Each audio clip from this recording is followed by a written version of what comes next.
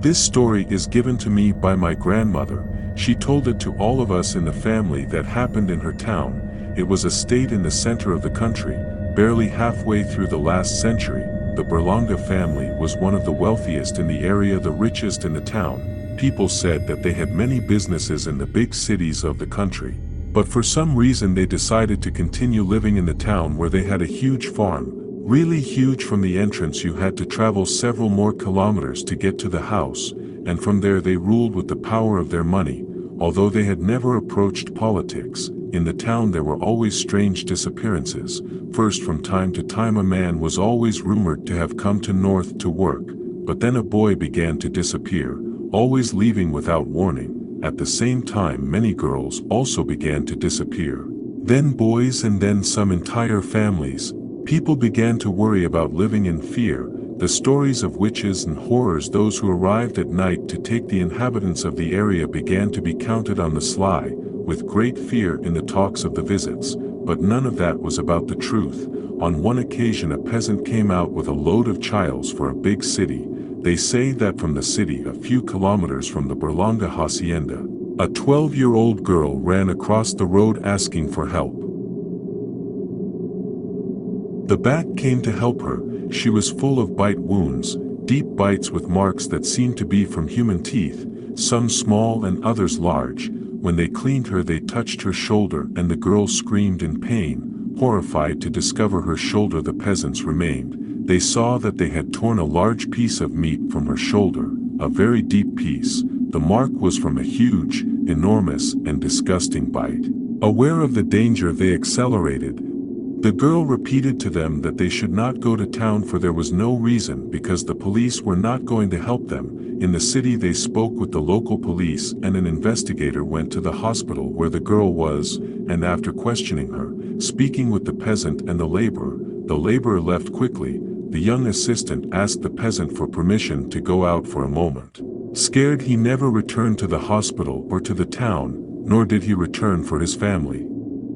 People say that something horrible happened to him. The truth is that the next day the investigator returned to the hospital. The farmer had not wanted to leave the girl and he spoke to them. This time the investigator, accompanied by a very elegant man, a powerful businessman who happened to be a business rival of the Berlangas.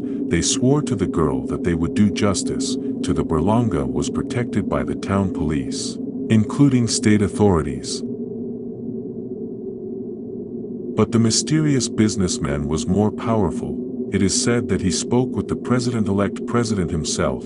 A few weeks after he took office as president, hundreds of policemen arrived in my grandmother's town. They entered heavily armed the Berlanga hacienda.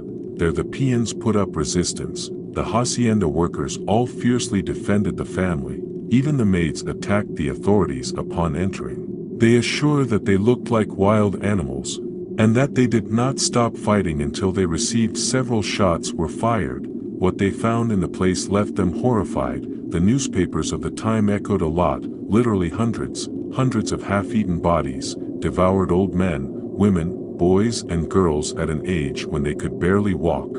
They had also been eaten. At some point years ago, the family had decided to push their power to the limit. Not satisfied with taking advantage of the townspeople and being rich at their expense.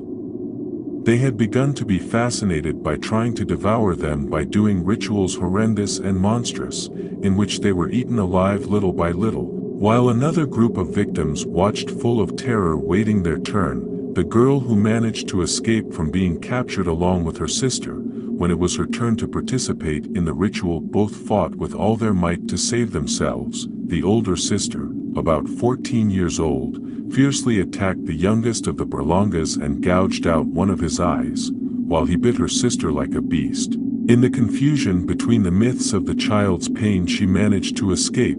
The punishment for the other sister was the most painful and cruel death at the hands of the young Berlanga and the rest of the Berlanga. When the police arrived, the young woman was still dying. She was bleeding from her wrists. The family had been eating the missing persons little by little for 2 days, hung and eaten starting from their feet to their thighs. The police took the surviving members of the family Berlanga.